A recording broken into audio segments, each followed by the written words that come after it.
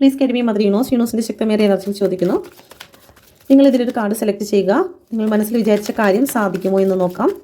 Okay, first second. Okay, like subscribe ചെയ്ത് നിങ്ങളുടെ energy കാർഡ്സിനെ നൽകിക്കൊണ്ട് നിങ്ങളൊരു കാർഡ് സെലക്ട് ചെയ്യുക. ഫസ്റ്റ് കാർഡ് സെലക്ട് ചെയ്ത വ്യക്തികൾക്ക് നിങ്ങൾ മനസ്സിൽ വിചാരിച്ച കാര്യം സാധിക്കും. നൈറ്റ് ഓഫ് സോഡിൻ്റെ എനർജിയാണ്. പ്രതികൂല സാഹചര്യങ്ങൾ ഉണ്ടാകുമെങ്കിലും ശക്തമായിട്ടുള്ള നിലപാടിലും നിങ്ങളുടെ മനോധൈര്യത്തിലും ഉറച്ചു നിൽക്കുന്ന ഒരു വ്യക്തിക്ക് വിജയം നിശ്ചയം എന്നാണ് ഇവിടെ പറഞ്ഞിരിക്കുന്നത്. അതുകൊണ്ട് തന്നെ നിങ്ങളുടെ വിശ്വാസം, നിങ്ങളുടെ മനോബലം നിങ്ങൾ മുറുകെ പിടിക്കുക. തീർച്ചയായിട്ടും എത്ര തന്നെ പ്രതികൂല സാഹചര്യങ്ങളാണെങ്കിലും ശരി തന്നെ നിങ്ങൾക്ക് മുന്നിലേക്ക് കുതിച്ചു ഉയരുവാൻ നിങ്ങൾക്ക് സാധിക്കും. യൂണിവേഴ്സിൻ്റെ ഒരു ടൈമിന് വേണ്ടി നിങ്ങൾ കാത്തിരിക്കണം എന്നുള്ളത് മാത്രമാണ് ഇവിടെ ഉള്ളത്. Okay, please kid me mother universe. രണ്ടാമത്തെ കാർഡ് സെലക്ട് ചെയ്ത വ്യക്തികൾക്ക് ദ മൂണിൻ്റെ എനർജിയാണ് വന്നിരിക്കുന്നത്. നിങ്ങൾക്ക് എന്ത് തിരഞ്ഞെടുക്കണമെന്ന് ഇപ്പോഴും നിങ്ങൾ കൺഫ്യൂസ്ഡ് ആയിരിക്കുന്ന ഒരു അവസ്ഥയാണ് നിൽക്കുന്നത്.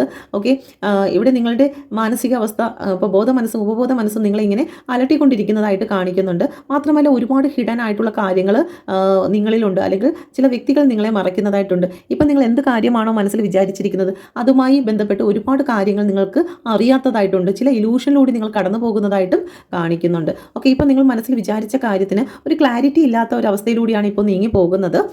ഓക്കെ, ഇതിൽ നിങ്ങൾ ചെയ്യേണ്ട കാര്യം എന്ന് പറയുന്നത് കൃത്യമായിട്ടുള്ള ഒരു മെഡിറ്റേഷൻ നിങ്ങൾക്ക് അത്യാവശ്യമാണ്.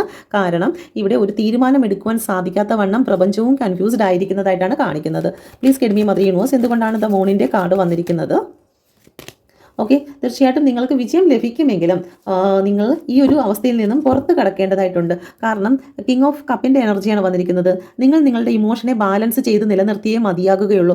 ചില സമയത്ത് നിങ്ങൾ ഭയങ്കരമായിട്ട് കരയുകയും ദേഷ്യപ്പെടുകയും ചെയ്യുന്നതായിട്ടുള്ളൊരു സിറ്റുവേഷൻ, ഇതൊരിക്കലും നടക്കാൻ പോകുന്നില്ല, അങ്ങനെയാണ്, ഇത് വേണ്ട എന്നുള്ള രീതിയിൽ അതിനെ ഇഗ്നോർ ചെയ്യുകയും ഒരു സമയത്ത് അതിനെ വേണം, പ്രാർത്ഥന, അതിന് വേണ്ടിയിട്ടുള്ള മെഡിറ്റേഷൻ, ഇത് രണ്ടും ഒരേ സമയം ഇങ്ങനെ വടംവലി പോലെ ഇങ്ങോട്ട് വേണ്ട എന്ന് ഒരു സമയത്ത് പറയുന്നു, വേറൊരു സമയത്ത് വേണമെന്ന് പറയുന്നു. ഇത് നടക്കില്ല എന്ന് പറയുന്നു, പിന്നെ ഇത് നടക്കുമെന്ന് പറയുന്നു, അതിനുവേണ്ടി അഫർമേഷൻ ചെയ്യുന്നു. അപ്പോൾ ഇങ്ങനെ രണ്ട് വശവും വടം വലിച്ചുകൊണ്ടിരിക്കുന്ന സമയത്ത് അത് ഒന്നുമല്ലാതെ ഇങ്ങനെ സ്റ്റക്കായിട്ട് നിന്ന് കളയും. ഓക്കെ, അതുകൊണ്ട് തന്നെ നമ്മുടെ ഇമോഷനെ നമ്മൾ ബാലൻസിങ്ങിൽ കൊണ്ടുവന്നു കഴിഞ്ഞാൽ, ഓക്കെ, നമ്മളെ അതിനെ നിയന്ത്രിക്കുവാൻ നമ്മൾ തയ്യാറായി കഴിഞ്ഞാൽ, ഓക്കെ, ഞാൻ ഇത് ചെയ്യേണ്ടതെല്ലാം ചെയ്തിട്ടുണ്ട്, പ്രപഞ്ചത്തിലേക്ക് ഞാൻ സറണ്ടർ ചെയ്യുന്നു, ഇനി അതിനെക്കുറിച്ച് ഞാൻ വിഷമിക്കുകയോ കരയുകയോ ചെയ്യുന്നതല്ല എന്ന് പറഞ്ഞ് ആ ഒരു വിശ്വാസത്തിലേക്ക് നിങ്ങൾ കൊടുത്തു കഴിഞ്ഞാൽ യൂണിവേഴ്സ് നിങ്ങൾക്ക് വേണ്ടി അതിൻ്റെ ഉത്തരം നൽകും എന്നുള്ളതാണ്. ജഡ്ജ്മെൻ്റാണ് വന്നിരിക്കുന്നത്. തീർച്ചയായിട്ടും നിങ്ങൾ മനസ്സിൽ വിചാരിച്ച കാര്യം നിങ്ങൾക്ക് സംഭവിക്കും. അതിന് മുന്നേ നിങ്ങൾ ചെയ്യേണ്ടത് നിങ്ങൾ ഒരു കൃത്യത വരുത്തുക, നിങ്ങളുടെ ഇമോഷനെ ബാലൻസിങ് ചെയ്ത് നിർത്തുക എന്നാണ് പ്രപഞ്ചം ഇവിടെ പറയുന്നത്.